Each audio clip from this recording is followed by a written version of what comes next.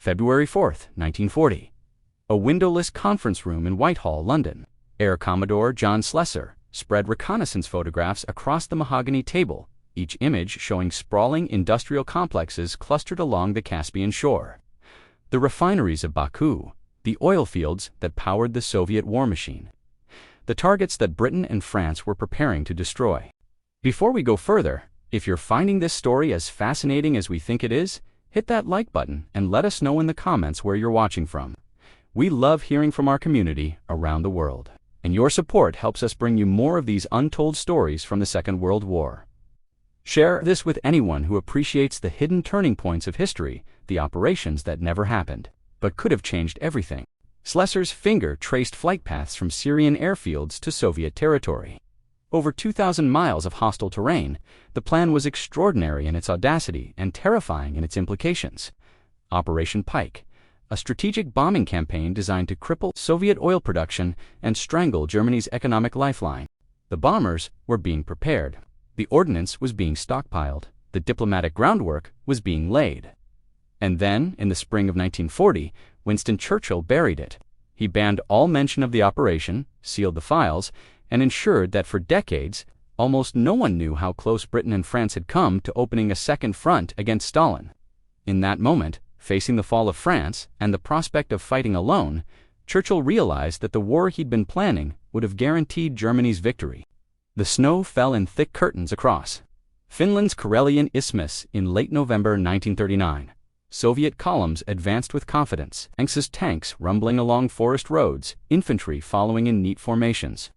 Moscow had demanded territory a buffer zone to protect Leningrad, naval bases on the Gulf of Finland. When Helsinki refused, Stalin ordered the Red Army across the border on November 30th. The world watched, assuming Finland would collapse within days. The Soviet Union fielded nearly 1 million men against Finland's 300,000. The arithmetic seemed simple, the outcome inevitable. Instead, something extraordinary happened. Finnish ski troops, outnumbered 5-1, began carving apart Soviet divisions in the frozen wilderness. They struck at night, white-clad ghosts materializing from the tree line to hit Soviet columns, then vanished into the snow. The Marty tactics encirclement and annihilation turned the Winter War into a humiliation for the Red Army. Finnish machine gunners positioned along single-track roads would split Soviet mechanized columns, isolating units that froze in place, unable to maneuver through the dense forests. By mid-December, the Red Army had suffered catastrophic losses. Entire divisions were destroyed. Equipment abandoned in snowdrifts, bodies stacked in frozen heaps. In London and Paris, Allied planners watched with growing fascination. The Winter War wasn't just a Finnish miracle. It was an intelligence windfall. If the Soviet military could be mauled by a nation of 3.5 million people, what did that say about Stalin's preparedness for wider conflict? The answer seemed clear. The Red Army was weak, its officer corps gutted by Stalin's purges, its tactics rigid and outdated, its soldiers poorly trained and miserably led. And more importantly, the war exposed a vulnerability that Allied intelligence had been cataloging for years: oil. The Soviet war machine ran on petroleum. Nearly 3/4 of it flowed from a single region, the Caucasus. The refineries at Baku produced 24 million tons annually, representing roughly 70% of Soviet output. Grozny and Batumi added millions more. These weren't merely industrial sites. They were the jugular vein of Soviet power. Every tank, every aircraft, every truck depended on crude oil pumped from the Caspian Basin and processed in those sprawling complexes. British intelligence had been mapping these facilities for years, noting their output, their vulnerabilities, their distance from adequate air defenses. Now, as Finnish resistance dragged into January 1940, a radical idea began circulating through Whitehall and the Quai d'Orsay. What if the Allies could knock out Soviet oil production entirely? The logic was seductive. Britain and France were already at war with Germany, locked in the so-called phony war where armies stared at each other across fortifications and little actual fighting occurred. Meanwhile, the Nazi-Soviet pact of August 1939 had turned Stalin into Hitler's economic lifeline. Soviet grain, Soviet manganese, Soviet oil, all of it, flowed westward into the Reich, fueling the Wehrmacht and keeping the German war economy afloat. Germany, cut off from world markets by British naval blockade, depended on Soviet supplies. If the Allies could sever that flow, they wouldn't just weaken the Soviet Union. They'd cripple Germany's ability to sustain a prolonged conflict. The Winter War provided the perfect pretext. Finland was the victim, the plucky underdog fighting for survival against communist aggression. Supporting Finland wasn't warmongering, it was a moral imperative. And if supporting Finland happened to involve bombing Soviet oil fields into oblivion, that was simply strategic necessity. The French pushed hardest for action. Premier Édouard Deladere had watched the Nazi-Soviet pact with disgust, convinced that Stalin and Hitler were two sides of the same totalitarian coin. By January 1940, French military planners were circulating memoranda, framing the Caucasus oil fields as legitimate targets. The argument was straightforward. Germany and the Soviet Union were economic partners. Therefore, striking Soviet infrastructure was an extension of the war against Hitler. French Air Force officers began sketching preliminary routes, calculating distances from potential bases in Syria and Iraq to the refineries around Baku. The numbers were daunting, over 2,000 kilometers in some cases, but not impossible. In London, Neville Chamberlain's government was more cautious, but only slightly. Chamberlain had staked his reputation on appeasement, and the failure of that policy still stung. Now, facing a two-front dilemma, Germany in the West, a hostile Soviet Union supplying it from the East, his war cabinet began entertaining French proposals with surprising seriousness. Intelligence reports confirmed the opportunity. Baku's refineries were clustered together, connected by exposed pipelines carrying volatile products. A single well-placed bomb could trigger chain reactions, fire spreading from tank to tank, consuming entire facilities. Soviet air defenses in the Caucasus were thin. Fighter cover was minimal. Anti-aircraft batteries were outdated. Radar systems were virtually non-existent. The targets were accessible. The defenses were weak. The potential payoff was enormous. By February 1940, joint Anglo-French staff talks had progressed to detailed contingency planning. The codename was assigned Pike. Some documents refer to it as Plan R, for others simply as the Caucasus Operation. The target list expanded beyond Baku to include pipeline infrastructure connecting the Caspian fields to Black Sea ports. Maps were marked with red circles, indicating refinery complexes, storage depots, railway junctions. Photographic reconnaissance became a priority. British agents operating under diplomatic cover began feeding back detailed assessments. The news was encouraging. The refineries were built to 1920s standards, with minimal hardening against air attack. Most structures were above ground, tightly clustered, vulnerable. Analysts estimated that 250 tons of high explosive, properly distributed, could reduce Baku's refining capacity by 60%. The military blueprint was staggering in its ambition. Planners calculated that the initial wave would require at least 90 heavy bombers, primarily Armstrong-Whitworth, Whitleys and Vickers, Wellingtons from the RAF, supplemented by French Farman and Block aircraft. Each bomber would carry between 2 and 3 tons of ordnance, a mix of high-explosive bombs designed to rupture structures and incendiary devices intended to ignite petroleum fires. The bombers would take off from Syrian and Iraqi bases in darkness and fly northeast across Anatolia or Iran, and arrive over Baku at dawn when visibility improved, but Soviet fighter squadrons were still scrambling. Fuel calculations dominated every aspect of mission planning. The distance from Damascus to Baku and back exceeded 3,000 kilometers, pushing the bombers to their maximum endurance. Every kilogram mattered. Engineers stripped non-essential equipment from aircraft armor plating, defensive machine guns, crew comfort items to save weight for fuel and bombs. Additional fuel tanks were fabricated and installed, reducing payload capacity but extending range. Even with these modifications, the margins were razor-thin. Any deviation combat maneuvers extended searches for targets. Headwinds stronger than forecast could leave aircraft stranded short of friendly territory. But the military challenge was dwarfed by the diplomatic impossibility. Every mile between Syrian air bases and the Caucasus crossed sovereign territory. Turkey was the most critical player. Ankara's neutrality was carefully calibrated. A survival strategy for a nation determined never to be drawn into another European catastrophe. Allowing Allied bombers to cross Turkish airspace en route to Soviet targets would constitute an act of war. Stalin would respond perhaps by seizing Turkish territory in the east, perhaps by cutting off trade relations, Turkey depended upon. British diplomats spent weeks in delicate conversations, hinting at strategic benefits, whilst carefully avoiding explicit requests that Turkish officials could formally reject. The French took a more direct approach, demanding Turkish cooperation rather than requesting it. The debate consumed hours of staff meetings through February and March, with no resolution. Iran presented different complications. Reza Shah Pahlavi had spent the 1930s asserting independence from both British and Soviet influence. Allowing Allied bombers to stage from Iranian airfields would invite Soviet retaliation. British agents reported that the Shah was aware of Pike planning and deeply unhappy about it, though he refrained from formal protests that would force London to acknowledge the operation's existence. The diplomatic house of cards supporting Operation Pike was fragile, held together by assumptions about Allied power that were about to be tested to destruction.